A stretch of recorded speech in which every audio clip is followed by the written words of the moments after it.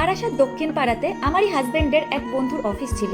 2019-এর কথা বলছি, কিন্তু সেই অফিসের নামটা বললে এখনই অনেকেরই মনে পড়ে যাবে, আর আমি চাই না এটাকে নিয়ে আবার নতুন করে আবার একটা ঝামেলার সৃষ্টি হোক। তবে অফিসের বসের নাম ছিল, ফিনান্সিয়াল দিক থেকে সেই মুহূর্তে একটু সমস্যা হচ্ছিল, তো সেই কারণে আমার বর সেই বন্ধুকে অনেকটা বিশ্বাস করে একটা কাজের জন্য আমাকে সেই অফিসে পাঠিয়েছিল। প্রথম দিন ইন্টারভিউ চলছে নানা রকম কোশ্চেনের মাধ্যমে, তারই মধ্যে একটা কোশ্চেন সেই বস আমাকে করেছিল যে তোমার জীবনের একটা ড্রিম। আমার নিজের টাকায় একটা বিশাল বড় বৃদ্ধাশ্রম বানাবো, যেখানে 3 বেলায় অসহায় দরিদ্র মানুষেরা পেট ভরে খেতে পারবে, আর সাথে তাদের ট্রিটমেন্টও করবো। এটাই এবং সেই অফিসে 2.5 মাস আমি কাজও করি। আর সত্যি কথা বলতে, যখন সেই অফিসে আমি কাজটা ছেড়ে দিই একটা পার্সোনাল রিজনের জন্য, টিম মেম্বার আর অফিসের বসের একদমই ইচ্ছা ছিল না যে কাজটা আমি ছেড়ে দিই। তাদের ইচ্ছের বিরুদ্ধে গিয়ে আমি কাজটা ছেড়ে দিতে বাধ্য হই একটা পার্সোনাল রিজনের। আর সেই কারণে আমাকে মাত্র 3,500 টাকা মাইনে দেওয়া হয়। হ্যাঁ, বিশ্বাস করো, আমার কাছে প্রমাণও রয়েছে। যখন জিজ্ঞেস করলাম কেন আমাকে 3,500 টাকা মাইনে দেওয়া হবে, তখন আমাকে বললো কাজটা তুই কর, আর না হলে পার্সোনালি আমার সঙ্গে তুই কিছুটা টাইম স্পেন্ড। সেই সময় আমি খুব ঠান্ডা নিরীহ আর ভীতু টাইপের মানুষ ছিলাম, তো তাই এই কথাটার কোনো প্রতিবাদ আমি করতে পারি না। সব সহ্য করে চোখের জল ফেলতে ফেলতে সেই অফিস থেকে আমি বেরিয়ে আসি, কারণ আমার পাশে সেই মুহূর্তে কেউ ছিল না। আমার ভাগ্য আমাকে সাথ দেয়নি, আমার খারাপ ভাগ্য আর আমার ব্যর্থতার কারণে আমি বৃদ্ধাশ্রম বানাতে পারিনি। তাতে কি হয়েছে, আমি যতদিন বাঁচবো এভাবে মানুষকে সাহায্য করব। ঘরের কাজগুলো খুব তাড়াতাড়ি করে আজকে বেরিয়ে পড়লাম টালিগঞ্জে, কারণ আজকে যাচ্ছি কীর্তিমান্নার বাড়িতে। ওর একটা হাত কাটা গিয়েছে, তোমরা হয়তো আগের ভিডিও দেখে জেনে গিয়েছো। একটা কথা শুনেছিলাম, ডান হাত দিয়ে যদি কাউকে দান করো,